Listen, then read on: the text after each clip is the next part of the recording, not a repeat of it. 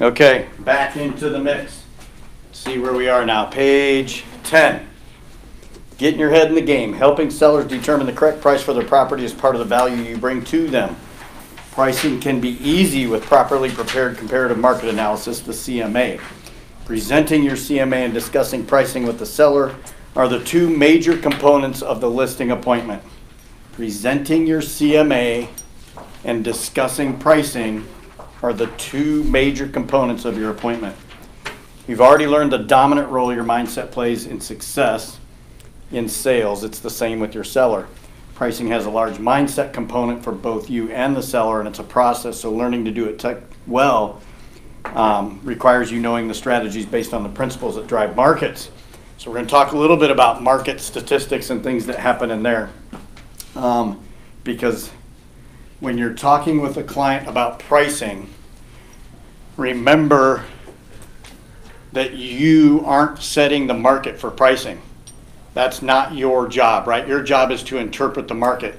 So you don't want to ever put yourself in a position where it was your something. You aren't making up the pricing for anything. The buyers determine value of whatever it is, right? So when you can,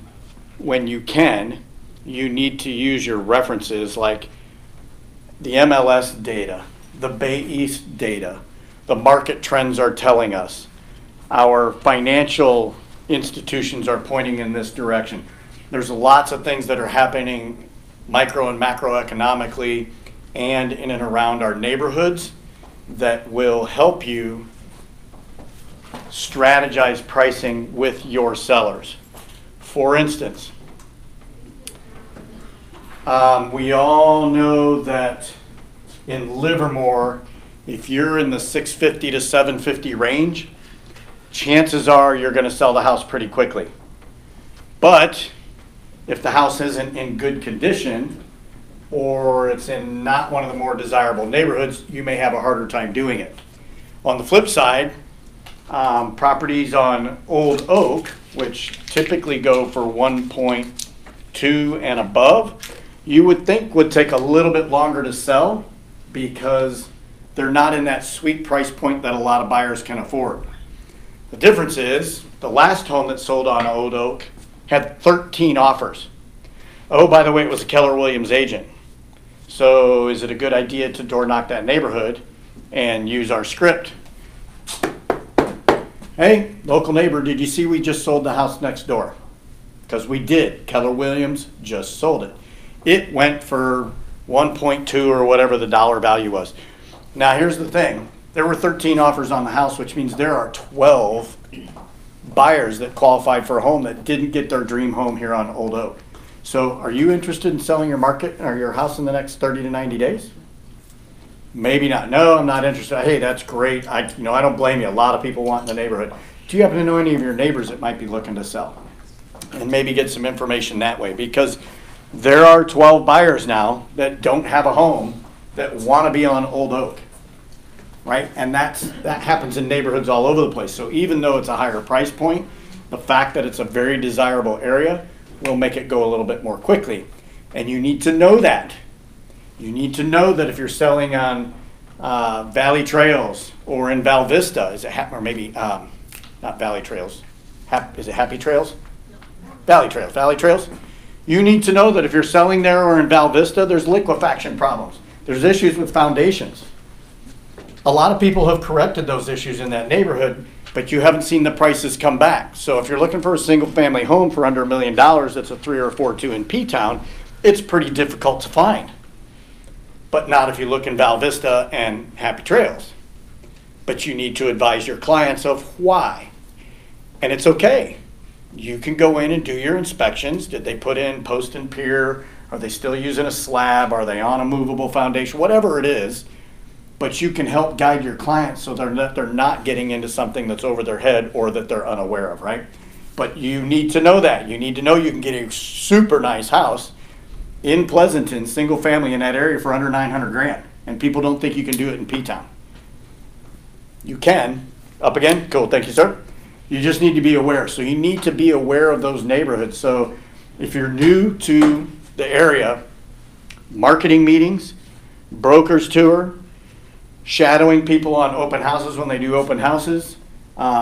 Even if your mentor is not doing open houses that weekend, they can either help you find somebody or you can help go find somebody. You can call other agents in the area that might be having open houses and shadow along with them until you get the stamp of approval to do your own.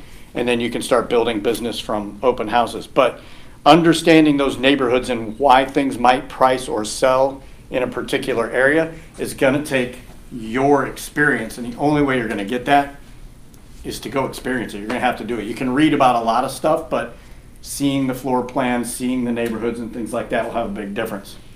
A lot of people don't want to be in Tempo West because half the neighborhood has power lines above the ground. The other half of the neighborhood has like some there, it's like a fire pole or whatever it is, but there's only one thing going across. The rest of it is all underground. But if you don't know that, and your clients don't know that, and you walk in the neighborhood and you see that freaking spider web of crap that's going all over the place with power lines, and somebody's like, that looks like cancer in a bag. We don't want to live in this neighborhood. You've wasted time trying to show them 10 houses in a place that they don't even care about. So keep that in mind. Page 11, making it happen with pricing. So, yes. One quick question. So like you said, the liquefaction problem. Yep. Do we have long-term insurance issue with that, or What do you mean? how does that affect the value in the long term?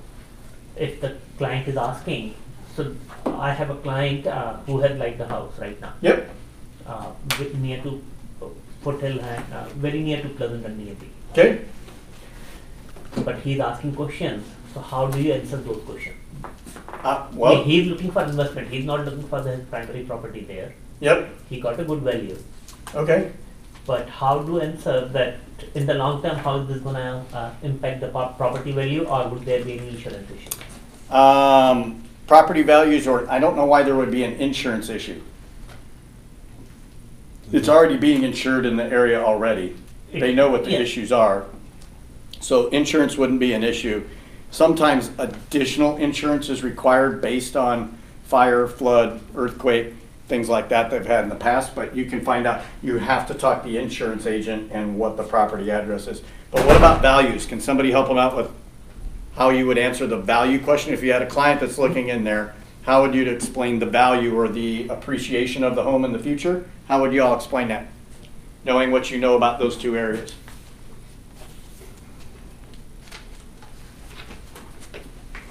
Take a guess. Increasing is slow.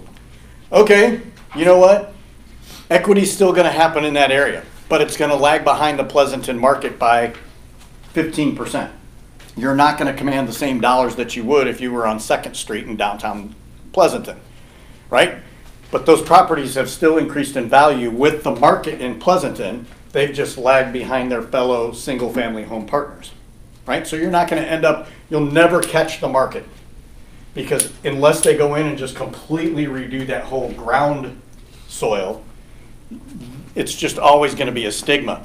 Even though I know there's homes in there, actually I was looking with a client where the guy that owned the home was an attorney that prosecuted people that had liquefaction problems with their houses and foundation issues and went after the builders or the city or whatever it was. He was an attorney for the place that he lived on, basically, to help protect homeowners. He went back, got an engineering structural company. They came out, put a post and pier system in to complete standards of today. Probably, I don't know how much he spent. Let's pretend it was 50 grand. But there's no way that house is moving. It's at code now. I mean, it's built like it was supposed to be built when they built on top of that soil. Does that mean he's going to get $1 million now instead of $850,000? Not a chance in the world. But it should mean that his house should be in a better position to sell than his next door neighbor who is still on a post or on a slab, right? And maybe has cracks that's visible that he can see. But that's where you come with your experience and your knowledge to advise your clients of how much they would pay or how much they would price that home for as they go forward. So yeah, it'll keep pace standard with Pleasanton, but it will never reach the same values that the homes that don't have those issues historically would have. Yeah, but at the same time, they are buying for less also today. So yes, in the future, like you are saying, that they will lag behind 15%. Even Yeah. today they are lagging behind 15%, and that's why you are able to buy in for that price. Yeah, if, right now, it's really hard to get a single-family home in Pleasanton under $1 million. Yes, you can do it, but it's hard. But you can get in those two areas for $825 to $925. That's not a problem at all. You can do that all day long. Well, when that price goes from $1 million for Pleasanton and it goes up to 1.1 million, those other homes are going to come up another 100 grand also, right? So they're going to appreciate, just not to the same value that everybody else. Okay, and trust me, pricing, there's two things that kind of stick people when they're dealing with clients. One is your commission, how much you're going to get paid, how much you're worth. So you better have some really good answers on why your value is worth that money, because people will ask, and honestly, it's expected. You should expect someone to ask, so it shouldn't be a surprise when somebody says, I think your commission's a little high. You need to be able to talk to that and talk to it professionally, because 90% of the other agents that are out there can't do it and fumble all over themselves. So when you do it and you answer in a professional and concise manner, they're going to go, oh, okay, and most likely agree with you. I have yet to lose a listing, and I have yet to get less than 6%. The only time I've done less than 6% is when I've done a friends and family discount, or somebody's done multiple transactions with me, or it's an investor who wants to continue to do stuff. Otherwise, I know what my value is. I do not compromise that value. There's enough business out there where I can go get more business. You may not have that mindset coming out of the gate. You may think 5% is okay. You may think 4% is okay. It's your business. You get to decide what you're doing, but know what your value and your worth is. The other thing that is big is pricing, helping sellers understand the value of their home. Buyers will determine value, so you can help guide buyers on what to offer depending on what their motivation is. But at the end of the day, the buyer is going to say, I'm only willing to pay X amount of dollars. And that's okay, because you can say, listen, it just needs to be a no regrets offer. If you know this house sold tomorrow at $950 and you were willing to go to $970, are you going to be pissed? If they say yes, then let's offer $970. But if you're not willing to pay $971 and you hear it sells for $975, can you just walk away and go, more power to you, I would have never bought it for that anyway. Right? That's what your buyers need to think, or they're going to get disappointed time after time if they're trying to find a deal. Because there's enough buyers out there that are willing to get the deal versus try and find the deal, so they're the ones getting the homes. Make sense? So essential to become a master, you have to understand how the market works. You have to understand local market conditions. We talked a little bit about that, right? And then pricing criteria. So number one, how the market works. There's two principles. Market dynamics, supply and demand. If you have a whole crap load of inventory, then the demand is what? And demand is low, what are prices going to do? They're going to come down, right? If you have a little bit of inventory and you have a whole bunch of demand, what's going to happen? Exactly. Difference between a seller's market and a buyer's market, right? That makes sense? Yep. Seller's market, no inventory, lots of buyers. Buyer's market, whole bunch of inventory and not very many buyers for it. That make sense? So you need to understand what's going on. So what kind of market are we in right now? Neutral. Neutral? Buyers? Neutral, inclining to Sellers? Okay, you may all be right. You may all be, Old Oak, definitely a seller's market, right? Because there's a gajillion people trying to get in there and there's just no houses for sale. Tempo East, Tempo West, probably more neutral, right? There's a good number of homes for sale. There's a good number of buyers. Springtown, Dublin, probably more buyers, right? There's more inventory available, things like that. But we're going to talk about that in a minute. And then value is established on an agreement between a willing seller and a willing buyer. And the tug of war is always what the seller wants and what the buyer is willing to pay. But at the end of the day, who wins? buyer. It's got to be the buyer, right? Because the buyer is going to tell you what price it is. The seller may win because they get the price they want, but the buyer was willing to pay it. So that's the value they were willing to pay. So, okay, they guessed right on the value of their home, and maybe they got lucky. Right? You're going to have people out there think, oh, my house is worth 1 point. You know, I've told this story a bunch of times. My house next door sold at 1.2, but mine will sell for 1.3 because I get a breeze through my house in the evening that nobody else in the neighborhood gets. So that's worth at least 100 grand. Plus, I have 2 big trees in the corner that provide shade in the morning, so it's perfect for drinking coffee out back. At least 1.3. And you're going to have to convince them or talk to them about why they're smoking crack. Right? But you have to do it professionally, and you have to do it with that knowledge. So understanding that is a good thing. Local market conditions. To price accurately, you must constantly study the conditions in the local market where you want to specialize, and here's some basic factors. Inventory, days on market, price per square foot, and changes in the local landscape. So changes in the local landscape is about building. Does everybody in here know how to get on Pleasanton, Dublin, and Livermore's website and look at what the planning committees are doing? Yeah. If you don't, go onto the city websites. Go down. Oh my God, I know it's so painful. But you can actually go down to the city buildings and ask to speak to somebody in the planning department. I know it's terrifying. I had to go down there and actually say, is someone available from the planning department? They said, why? And I said, well, I'm just wondering, you know where they were building all the new homes by the Bernal Safeway at Bernal and Valley? Well, there's a big open marshy land right there in between that and the Oaks. I just want to know if they're ever going to build it because I know the sports park is right across the street. Oh, yeah, just a minute. Some guy comes up, I asked my question again, and they said, nope, never be built. It's protected land. Oh, great. Because I have buyers that wanted to buy into the homes that were next to the Bernal Safeway, but they were worried about how much traffic was going to continue because there's a gargantuan amount of land that's available right off the freeway in between Valley and Bernal. They're never going to build there. Guess what? It's really marshy land. It's wet. There's like one street that goes back and takes you to the back of the Oaks. So that's kind of the local landscape thing. Are they building new schools? Livermore tore down a school on Sonoma Drive and put up all these new homes. So there was an elementary school they lost. What elementary schools are impacted? Things like that. A lot of buyers that are coming from South Bay want to come to P-Town and Livermore for schools in Dublin. You should know what's going on at the schools, because that may impact their decision on where they want to go. And just because you get them into a school district doesn't mean they get to go to those schools, right? It's just what they're zoned for. And they can't call the school and find out, excuse me, spit all over everybody. They can't call and find out until they have a home address in that neighborhood. You can't call the school and go, hey, if I buy this house at 123 Main Street, can my kid go to this elementary school? Sorry, we don't get out that information. Once you get an electric bill or a phone bill or whatever, then we can tell you. Okay?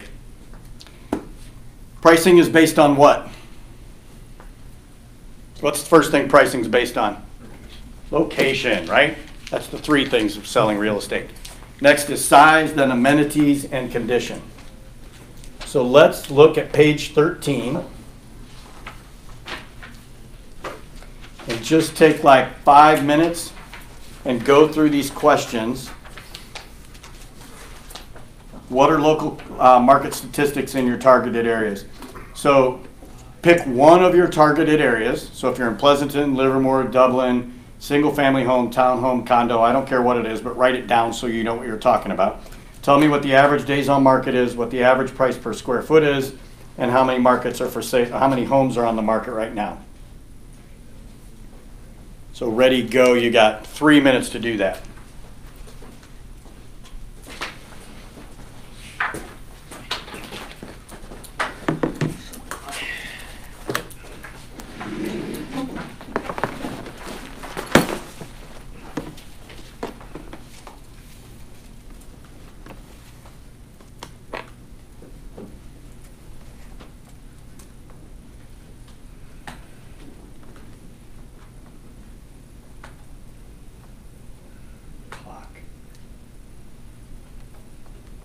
I'm going to pretend you have 2 minutes left.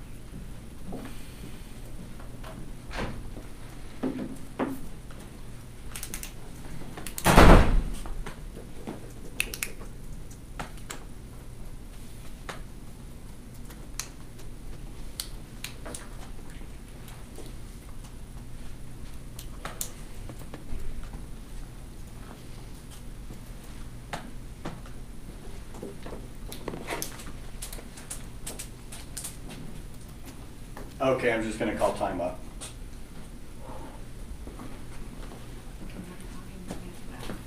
Gabe, what's your target market area? Single family, condo, townhome? Single family. What's average days on market right now? Okay, what's the average price per square foot? Don't know? How many homes are on the market right now? Okay. Catherine, what's your target market? I put down Livermore, but it's not really. Because I was using data from last week because that was what came out. That's okay, what was last week's data? Days on the market was 49. I don't have the price per square foot because I only have the average price sold. But I know how many homes are on the market as of last week, which was 135 Total. total. That was condo, townhome, single family. That was all Livermore, right? Yes. So is everybody in here, raise your hand if you are not getting the email from Keller Williams, from Danny, from Danielle, Bosara? Yeah. It tells you the statistics every week of what's going on for Pleasanton, Livermore, Dublin. So just check. We need to talk to her. Yeah, if you're not getting it, you might just be that new, but talk to Danielle Bosara, send her an email and say, hey, I'm not getting the weekly market statistics. Because when I do my monthly updates, I do a monthly market update on my Facebook page and tell everybody what's going on with the market. So I talk about what the Fed's doing, I talk about what our inventory is doing, I talk about how our market's shifting, and then I do an ask. So I ask for business, right? It's just one of the things I do so people get in there and see what's going on.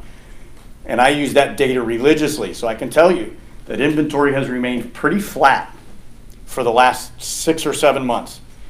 130 something, you could almost guarantee it's about 130 to 140 homes in Livermore, 120 to 130 in Pleasanton.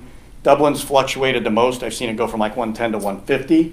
And then I don't even worry about freaking Fremont and San Ramon because they have stupid number of homes on the market. I mean, Fremont was at one point at 500 and something. I'm like, good God. But I can also tell you, go ahead, Catherine. So obviously some of the statistics is not coming from Keller Williams. Are you getting Yep. that from the East? I don't know. That's going to be our next question. So where are some sources to find it? I get a lot of my information from my lender. From your lender? He sends me weekly updates. Wow, okay. I'm going to make notes. That's our in-house one. It's Dave. Yep, lenders. Where else do we get it? Base. Bay East, yes. Excuse me. Where else do we get it? Paragon. MLS. Where else? Car. CAR. Where do you get it in CAR? They have a. Oh, that's right. I have a housing statistics Yeah. tab in there. CR also sends some good articles or some good links. Yep, So those are shareable, good shareable links. yep. And Keller Williams. Danny sends it out every week.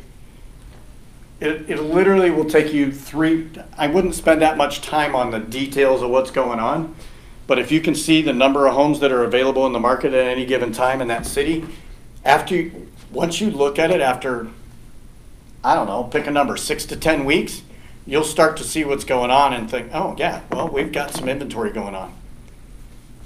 Right? You'll see what's happening with that. So there's 5 different sources: Lenders, Bay East, MLS, CAR, and KW, where you can all get it.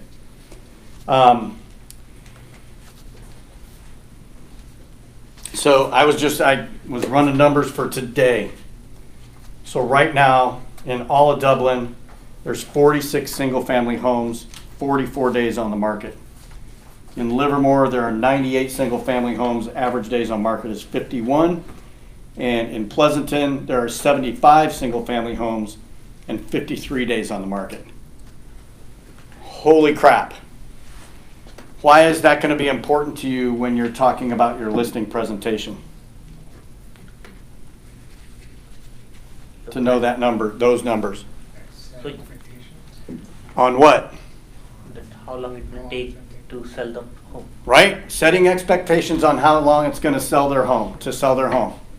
And if you're a superstar, like I am, you can say the average days on market in Pleasanton is 53 days. My average time on market to get a home sold is 17. So you can go with an average agent and be at 53 days, or you can go with a professional agent and be on the market 2 to 3 weeks. Your pick. I don't mind either way. If you're motivated to sell your house, I'm motivated to sell it for you. And there's competition, right? And then you can drill this down, and you should drill it down by market. If your sweet spot is Livermore under 900 grand, it's normally 51 days on market. If it's a single family home under 900, it's 35 days. And 56 of the 98 homes are under 900 grand. 42 are above, and the average time on market is 73 days. Above $900,000 in Livermore for a single family home, average days on market right now is 73 days. 2.5 months. So when you're writing your listing presentation, you can't be writing 90-day listing presentations anymore, right? You should be writing 180-day listing presentations because the market shifted. Does that make sense? Good, good? Okay. Any ahas from that activity? Where did you get your stats from? Yeah. All this came from MLS. Yep. Plus, it lets you, if you are segmenting it, like if you are talking with the buyers who want below 1 million or above 1 million, so you can segregate the data. Exactly. And if they're selling the houses, right, there's different statistics for those types of homes. So you need to know those so that when you go to present, you've got those facts and you can tell them why you are a superior agent, why you're a professional agent, why they should work with you versus working with the average agent, right? So one of my mentees got kind of hung up on price per square foot. How are y'all feeling about price per square foot? Have you even had to use it yet? Okay, well, here's the scoop.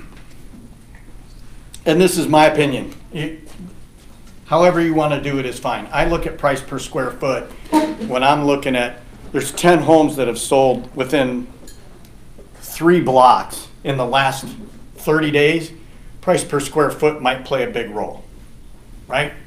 But in general, when I'm door knocking or I'm doing things, when people say, oh, what's a single family home going for in Pleasanton right now?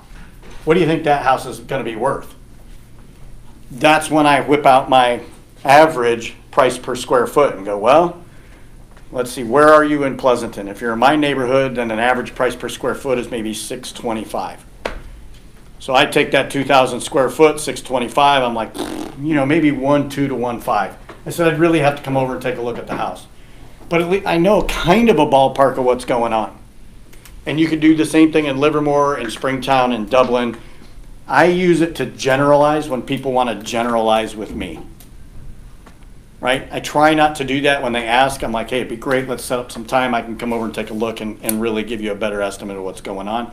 But if they just want to talk, it's like talking politics, right? What do you think Trump's going to do next? I don't know.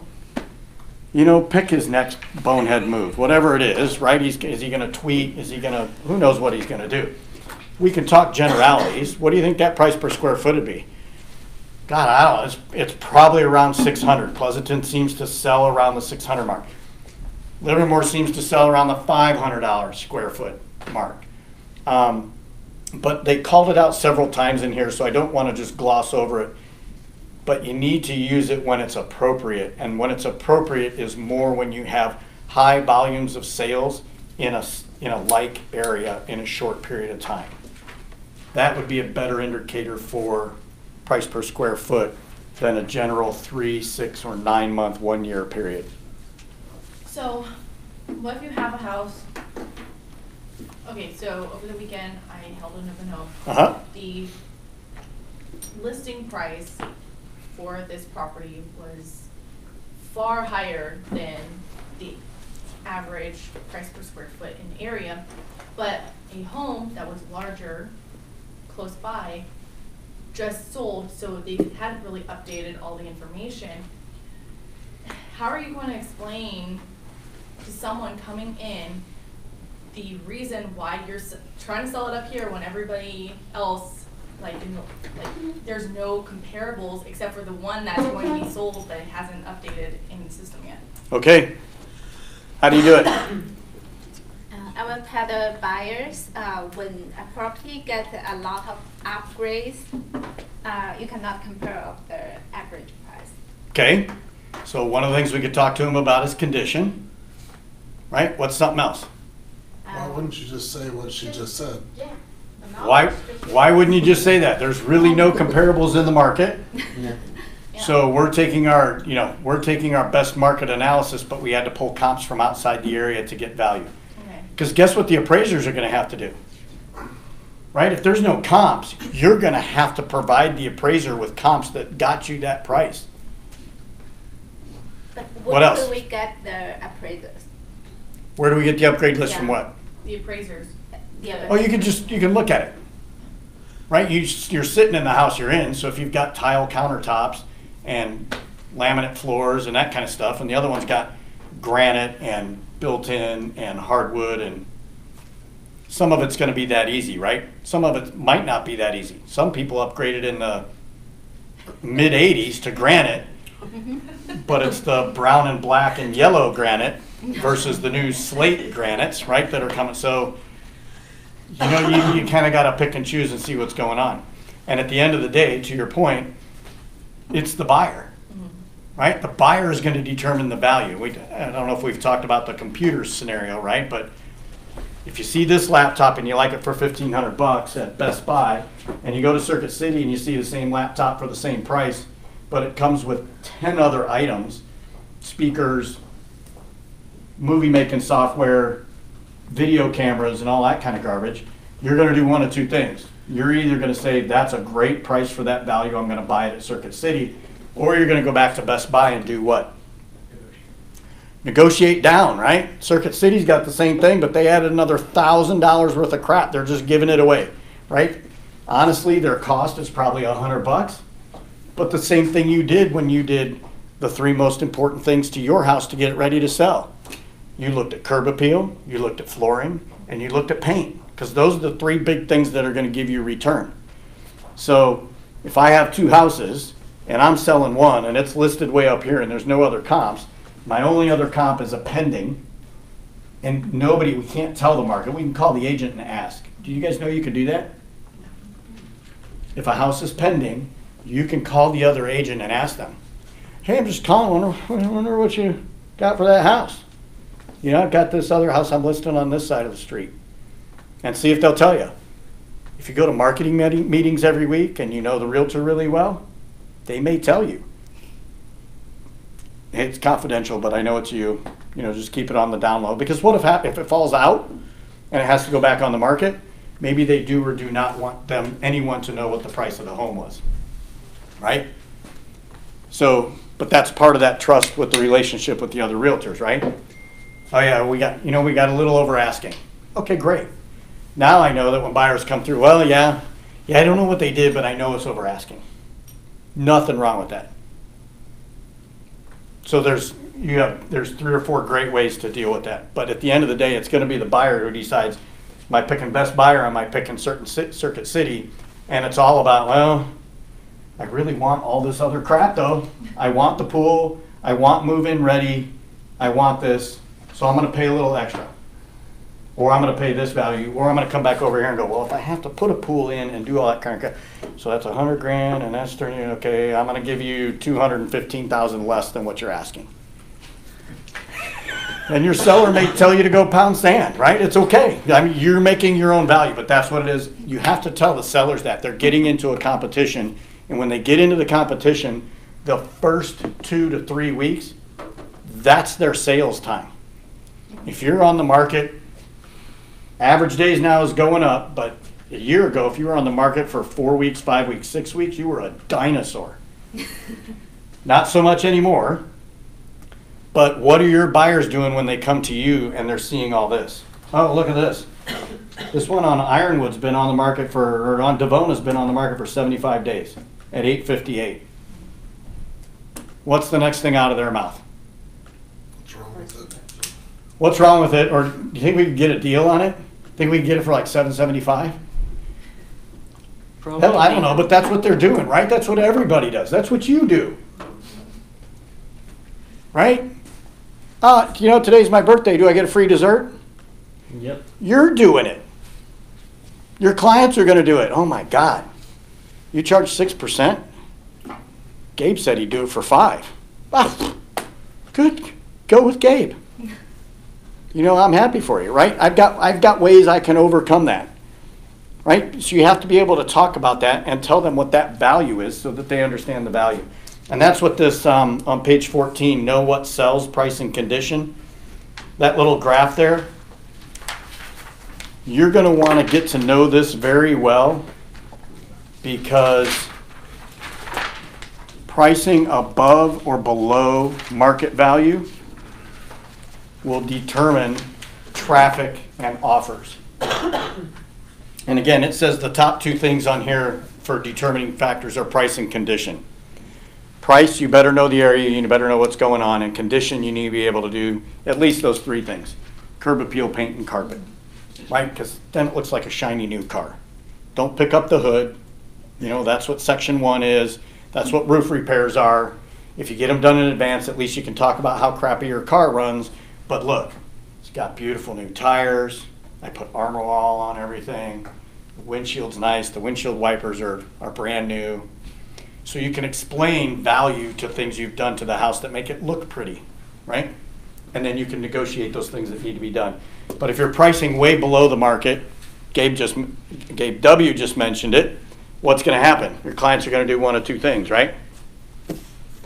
Either what's wrong with that house, or it's way overpriced, I need to get a deal. And if you're priced way above the market and your clients are coming in going, why are they asking so much for the house? If that happens with all the people, hey, everything looks good, it's this and that, but price seems a little high. That feedback goes back to the listing agent so they can have that conversation. Because maybe it's the seller who, again, is thinking that Jimmy and Tammy just sold their house last year for 1.2. I should be able to sell mine for 1.3. Well, no. Prices haven't gone up like that in the last year. They've gone up maybe 2%. So maybe you'll get 1.2. Actually, your house is crappier than theirs was. So we need to do some front yard stuff, or we need to paint these rooms, because I get it. Everybody likes dusty rose and aqua blue, but if we make it neutral, it will show better. So let's spend a few $100. It's another thing I heard the other day, another ism. $90 in a can, thousands of dollars on the wall, right? I got $100. Now I'm going to change it. $100 in a can, $1,000 up on a wall. If you can take a $100 paint jar and put it on a wall, it will return thousands of dollars in equity because it just looks better, right? No, white. Right? No, I don't want to invest. Okay, well, guess what? I think we need to change our pricing strategy. Well, no, we want to do this. Great. You know what? I might not be the realtor for you. I'm not interested in putting a sign in the ground. I'm interested in selling your home. Market conditions right now say this should happen. If you're willing to work with me, I'll help you. Tell you what, let's start with your price. But if we don't get any offers after the first 2 open houses, then we're going to reduce it to my price. You okay with that? Okay, perfect. Write it in the contract. Have the conversation, write it into your listing presentation, because you don't want to have the conversation where it's not in writing and now you've got to convince somebody to come down. Because as you can see on page 15, at that graph, that understanding that window of opportunity, where they're actually showing weeks 4, 5, and 6, which is crazy talk for us, right? That's more of a national average. Ours is more like week 1, 2, and 3. If you're not off the market in that first 3 weeks, that will give you all the indications you need to know right there on whether the house is going to sell or not. You may need more time on the market because of the price point, neighborhood, or condition of the home. It might not be priced incorrectly. You just may need more time. That may happen. That's why it's important to understand your neighborhood. But those first 3 weeks of open houses, If you're asking for the feedback, you should have everything you need to do to sell the home. Whether it's lower the price, remarket it, paint a wall, wait it out, whatever it may be, but you should have that information. That make sense? Yep. And page 15, the last thing you want to do is what we call chasing the market. If you're priced too high, somebody think of a good example if I can't, but if I buy a brand new truck, I bought a brand new, whatever, Chevy Silverado for $35,000. And I drive it around for a month, put 3,500 miles on it, and I decide I don't like the color or I want to upgrade so that I've got all the features in the world, so I want to go get a new truck. Am I going to get 35 grand for it? No. Am I going to get 30 grand for it? Probably not, right? But if I ask 30 grand for it and I keep driving the truck and nobody offers anything, and then at the end of the next month, now it's got 7,000 miles on it, and I'm thinking, well, I'll sell it for 25 grand. Sorry, you missed that window too. So I keep driving it around, and next thing you know, I got 11,000 miles on it, and it's month 3. Am I going to get 20 grand for it? You're chasing that price down. The same exact thing happens in the housing market. People are going to keep thinking what's wrong, and then finally somebody's just going to pop up and go, I'll give you 15 grand for the truck. And you're going to be like, here, take it. My God, I just want out of it. And you lost 20 grand, where if you'd have come out of the gate at 25,000 instead of 30,000, you may have sold it the next day. So chasing that market, and again, you have to be able to articulate that to your clients in amounts of days, and that goes back to what we talked about with our pre-qualification listing appointment, their motivation to sell, when they need to be there, why they need to be there, and remember, it's emotional versus logical, right? They're selling and buying on emotions. It's their home, my God, it's beautiful, it's the best breeze ever. I built that fence and put all of those trees in. Logic says nobody gives a crap about those trees or the fence. In fact, they're going to tear it down, put up a new fence because they're putting in a pool and freaking acoustic wave makers and all that kind of stuff. Nobody gives a crap about your fence and your trees. Logic, right? You have to bring them away from that emotional side to get them. And if you can't do that successfully and professionally, you're going to have a hard time getting pricing where you need it to be. Okay? And well, I just went through page 16 and 17 also, right? Reflecting market movement. Knowing when your market is appreciating or depreciating. Oh my God. Quiz. Quick pop quiz. Are our prices declining, increasing, or remaining the same in Pleasanton for single family homes? From last year to this year, what do you think our price change has been? Right now, Right now, right? It's increased 2 to 4%. Livermore's a little bit higher than that. Dublin's a little bit higher than that. Townhomes and condos.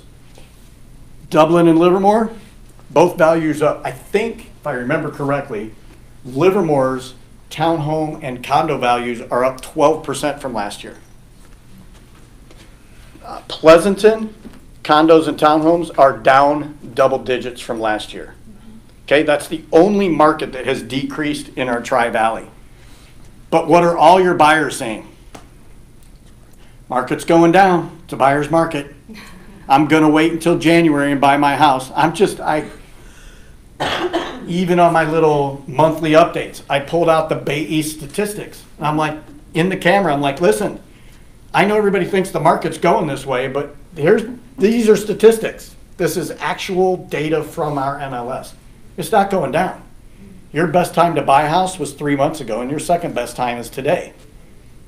I'll sell you a house in 3 months, but you're going to pay more for it today or tomorrow than you would today if you're going to do it. So know that kind of stuff and be able to objection handle pricing and things of that nature. Okay? Let's see, I want to get to, what time is it? 222. 2:22, so let's get to it. Let's go to Again, I'm covering a lot of this stuff as I go through, so page 18, not being afraid to be professionally honest. Again, you are the professional. You're the one with the experience and the knowledge. You have statistics to back it up. So it's not your opinion.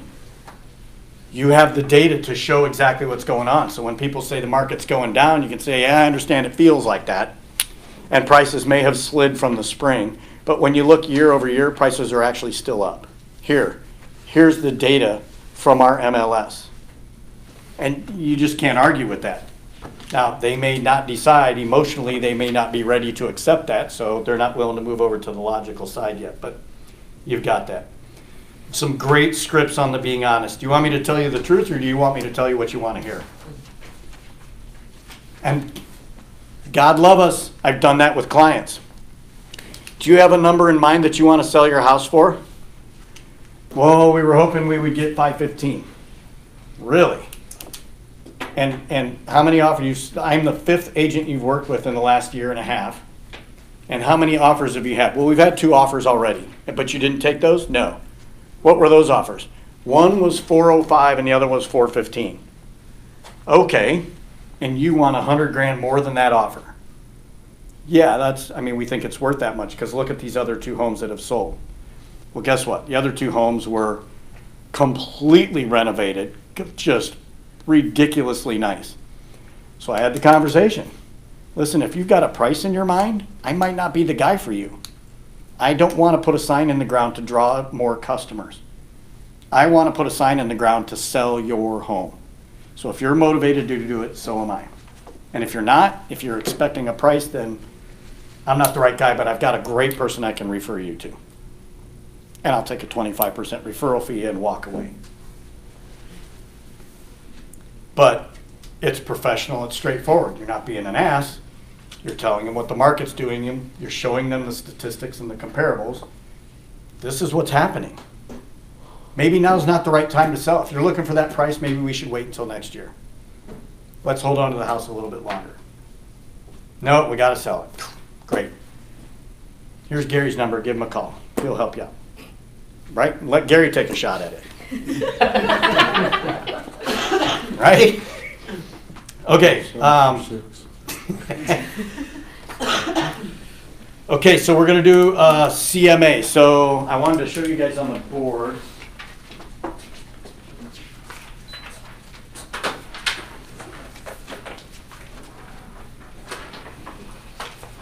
A couple things.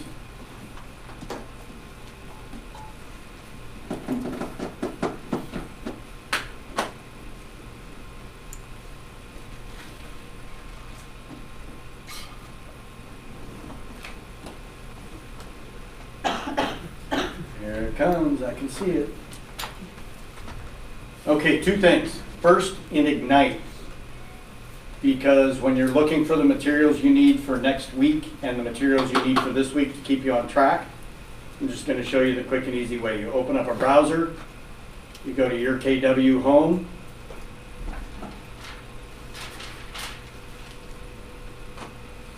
you wait incessantly for the wheel of death, log in, takes you to your Market Center page. Okay, up here in the search button, as you can see, I typed, look at all the little things I've looked at. Ignite, hit the go button. I don't know, pick one that you like. I always pick this middle one for what it's industry leading. I have no idea why I picked this one, but I do. Did that just happen? What? That change? What change? That Ignite is so easy to do. No, this is the way I've done it since I came on board. And then launch your Ignite home base for cappers in training. That's all of you, cappers in training. Look at this, do not use content from this page. Here are all the resources, right? So we're on price to sell, we can go into number 5. Remember that sheet that you picked up over there by the sign-in sheet? There's your mission 5, daily 10-4. There's your to-do list. You should have all that stuff checked off when you come next week to number 6. You can go in here, the videos, they don't work, so don't worry about it. Look at all the tools. Here's a pre-listing presentation, an agent version of a listing presentation, a customer version of a listing presentation. There's Canadian versions. If you need ideas on how to create your listing presentation, they're right there, right? They're right at your fingertips. But we're going to do CMA, so I want you to go log into your MLS. And I'm going to have you break up into, what do we got? 3, how about we do the back 3, U3, and then U4. And we're going to run comps. So here's your address. Your address for your comp is 3830 Mohr, M-O-H-R Avenue. It's in Pleasanton, 94588.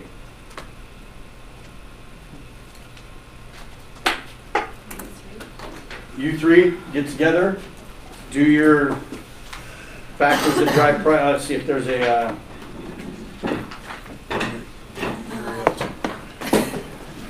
Can we use your laptop? Yes. Because So on page 20, I'm getting there. we cannot But I'm gonna have to- on page 25,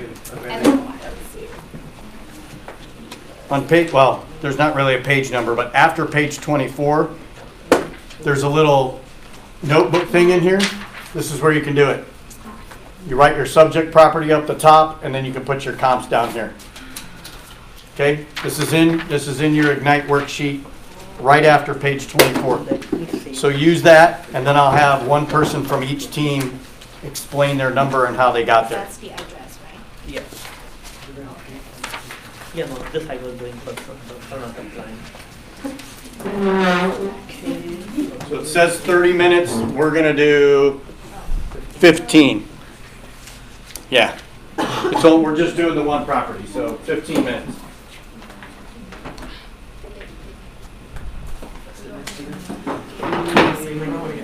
You guys have probably heard of, like,